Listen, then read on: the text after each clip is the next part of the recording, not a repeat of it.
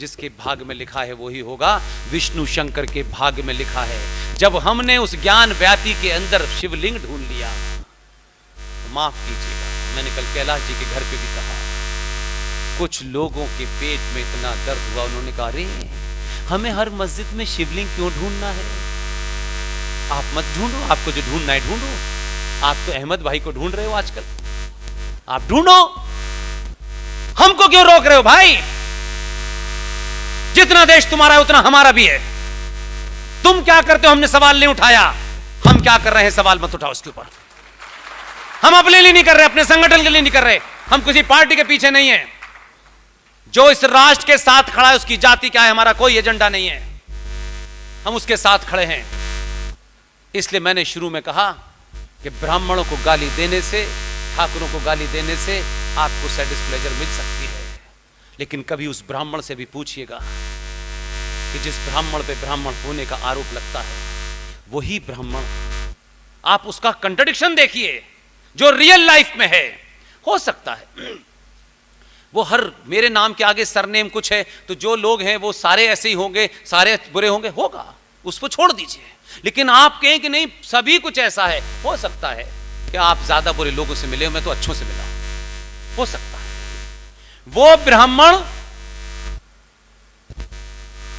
रावण भी ब्राह्मण था, परशुराम भी ब्राह्मण थे कि नहीं थे साहब? रावण अपने कृत्य के कारण 2013 में भी चौराहे पे जलाया जाता है।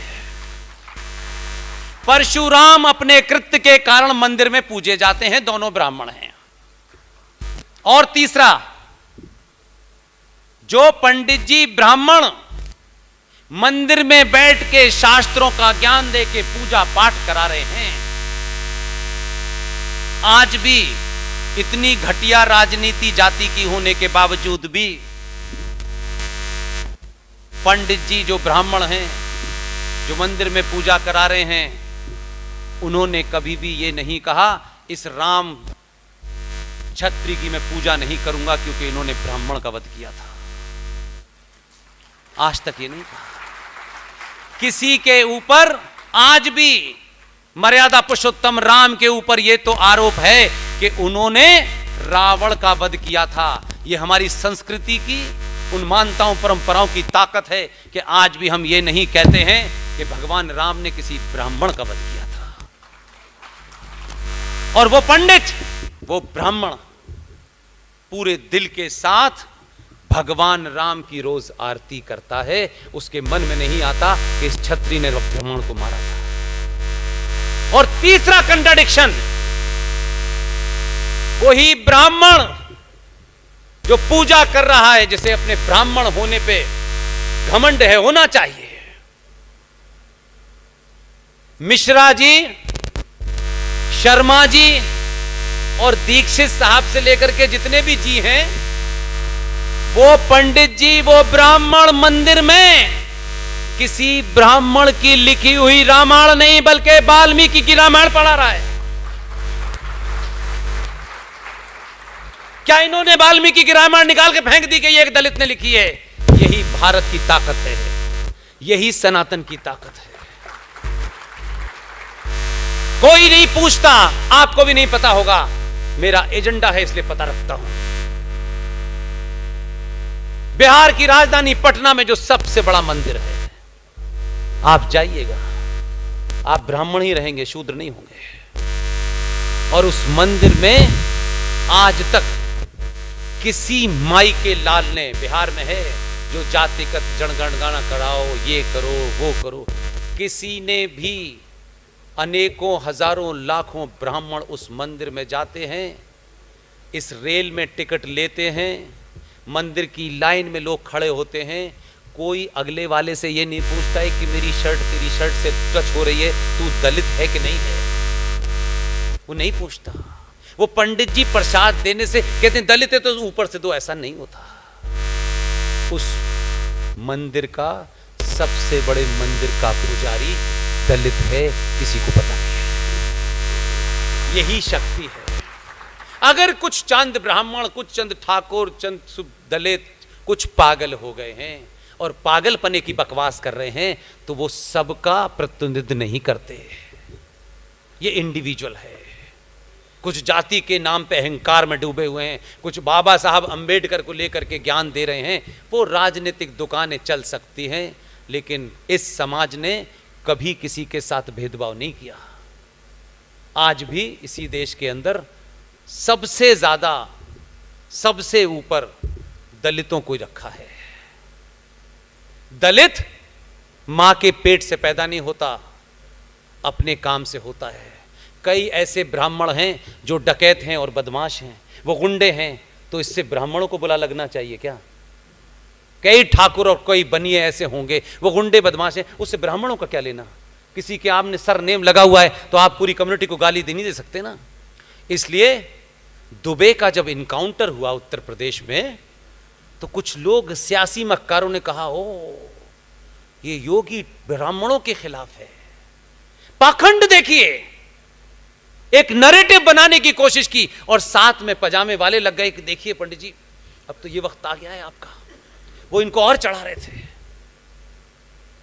जब दुबे को इनकाउंटर में मारा गया, तो यकायक रातों रात कुछ लोगों ने राजनीतिक स्वार्थ के लिए उसे ब्राह्मण बना दिया।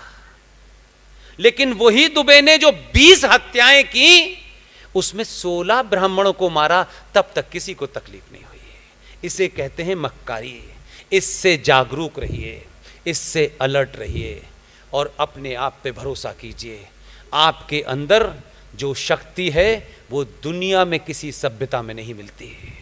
इसलिए हमारा गरीब भी आज भी उन बुरे दिनों में भी, जब ये लुटेरे आए थे, जब ब्राह्मणों के जनेऊ की बोली लाल किले के सामने बिक रही थी और 2-2 रुपए में भारतीय ब्राह्मण महिलाओं को अफगानिस्तान की मंडी में बेचा जा रहा था, तब भी हमारा विश्वास नहीं डगा।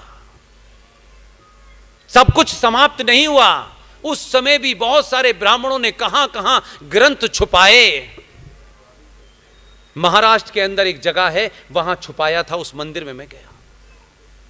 इसलिए आज लड़ाई इस बात की नहीं है कि मुल्ला जी को 25,000 रुपए मिल रहे हैं तो आपको चाहिए। ये लड़ाई नहीं लड़ रही है आपको। आपको लड़ाई में जे साईं दीपक का साथ देना है, विष्णु शंकर जैन का साथ देना है, GDRSN सिंह सुशील पंडित का साथ देना है। इस युद्ध में जो भी चौराहे पे खड़े होकर चिल्ला रहा है, उसके भाव को समझिए, उसके नाम पे मत जाइए। जबलपुर के तमाम इतने गणमान्य नागरिक, मैं अपनी बात करीब करीब कह चुका हूं।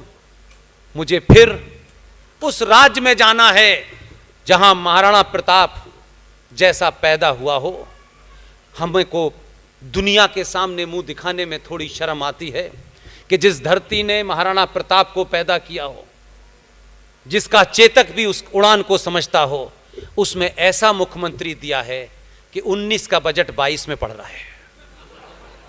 मुझे वहां भी जाना है। आप सब लोगों ने, मंच पे बैठे संतों ने, मेरी माओ ने, बहनों ने, बेटियों ने मुझे सुना। मेरी कोई बात अपने तरीके से रखने में आपको आहत हुए हो तो उसके लिए क्षमा, क्योंकि बात को रखने के लिए मैं घुमाता नहीं हूं, सीधे तौर पे रखता हूं। लेकिन मेरी बात सच लगे, इसको 10 बार वेरीफाई करने का आपको अधिकार है, और सही लग जाए तो मैं आपसे विनती करता हूं, हर मां भाई बहन 5 अपने दोस्तों को भेजिएगा और यह कहिएगा कि इन फैक्ट्स पे अगर तुम्हें डॉट बराबर भी सवाल है तो मेरा पर्सनल फेसबुक पेज आपको रात के 2 बजे भी लिखने का अधिकार है। अगर मैं रात में जवाब नहीं दे पाया, अगले दिन, अगले दिन चलते फिरते दूंगा। मैं आपको दुनिया के सामने गलत तर्क के साथ नहीं खड़ा करूंगा। अगर कोई कंफ्यूजन होगा तो मैं लिख के फिर दोबारा भेजूंगा, और नहीं होगा तो हर डॉक्यूमेंट लगा के भेजूंगा। मेरा युवा यहां से किसी के सामने गिड़गिड़ाता नजर ना आए, मेरा युवा किसी के सामने अगर मगर करता ना है।